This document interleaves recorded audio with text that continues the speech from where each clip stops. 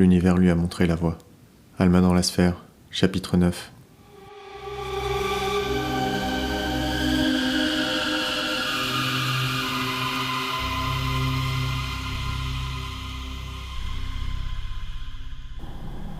Tadeusz Talio rumine, frustré.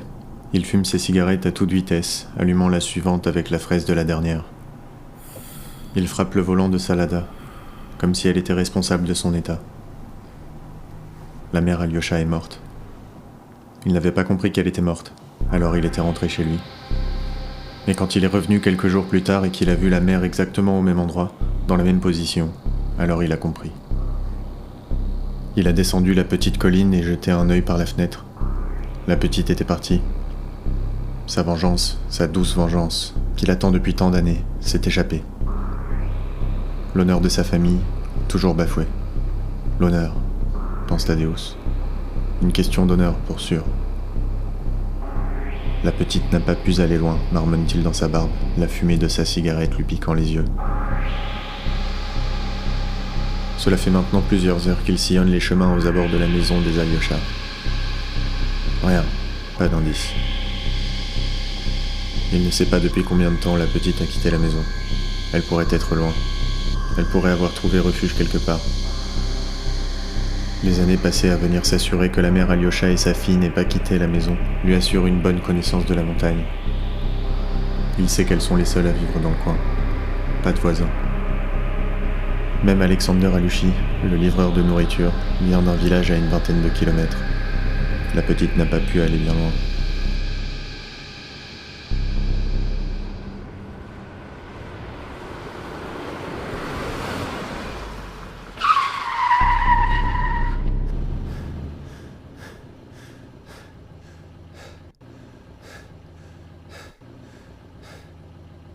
Tadeusz Talio prend une grande inspiration. Il a failli jeter sa Lada d'une falaise. Sa fidèle et robuste Lada. Elle n'aurait pas fait le poids face à 15 mètres de chute. Il passe une main tremblante dans ses cheveux et coupe le contact. Il sort de la voiture, allume une nouvelle cigarette et observe la vallée qui se déroule au bas de la falaise. L'immensité du pays le frappe. C'est sans espoir. Il contemple la forêt qui s'étale à ses pieds sans trop savoir quoi faire. Une idée lui vient. Peut-être pourrait-il utiliser le ministère pour retrouver la jeune fille. En y réfléchissant bien, ça lui paraît tout à fait faisable. Le service des pisteurs est connu pour son efficacité et son professionnalisme. Résolu, Tadeusz Talio reprend le volant et se dirige pied au plancher vers Tirana, la capitale. Il deviendra pisteur.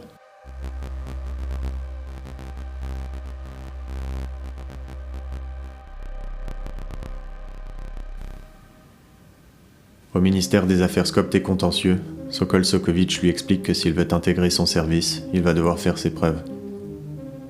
Tadeusz ne lui parle pas de la jeune Alyosha. Hors de question de partager sa vengeance. Sokol explique qu'il doit trouver un païen par ses propres moyens et le purifier dans les règles. Lorsqu'il apportera la preuve de son acte au service des pisteurs, alors seulement il pourra prétendre à un bureau à leur étage, avec le salaire et les ressources qui vont avec. En attendant, il devra continuer son travail au secrétariat général. Tadeusz Talio accuse le coup. Très bien. Pour faire respecter le canon et rétablir la balance, il le fera. Il purifiera quelqu'un. Assis à son bureau, Tadeusz tape sur son clavier sans conviction. Il ne peut pas s'empêcher de penser à sa nouvelle mission. En face de lui, la chaise de son collègue est vide.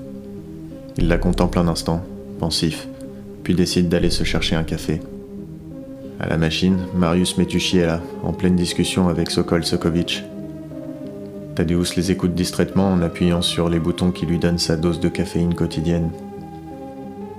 Sokol explique qu'il doit interroger un homme en ville, qui aurait été accueilli par une femme impure, dans la forêt, alors qu'il était perdu. Cet homme ne voulait pas la dénoncer, mais sa propre femme, qui avait déjà fait les frais de ses infidélités, ne l'a pas vu de cet œil-là et s'en est directement référé au ministère. Marius Metucci réagit. Les affaires de ménage font parfois les affaires du ministère. Je me demande si cette femme l'aurait dénoncé si elle n'avait pas douté de son mari. Peu importe la motivation. Mon travail reste le même, répond Sokol. Tadeusz Talio boit une gorgée de café et Marius Metucci lève la tête. Tadeusz, Toujours secrétaire? Sokol m'a dit que tu t'intéressais au service des pisteurs. Toujours secrétaire pour l'instant, Marius Metucci. Jusqu'à ce qu'on ait besoin de moi ailleurs. Sa réponse est automatique, presque un réflexe. Il retourne s'asseoir à son bureau tout en gardant un œil vers la machine à café. Il ne modifie plus ses fichiers. Il ne fait même pas semblant. Il attend. Il épie. Par un procédé cosmique qu'il a du mal à appréhender, il va pouvoir progresser dans sa quête de vengeance, alors que tout lui semblait perdu. L'univers lui a montré la voie. Ou bien serait-ce le Christ? Sokol Sokovic se détache enfin du manche de boue sur lequel il était savamment fixé depuis un moment. Il emprunte les escaliers, chapeau vissé sur la tête, suivi de quelques mètres par Tadeusz Talio, discret, mais déterminé.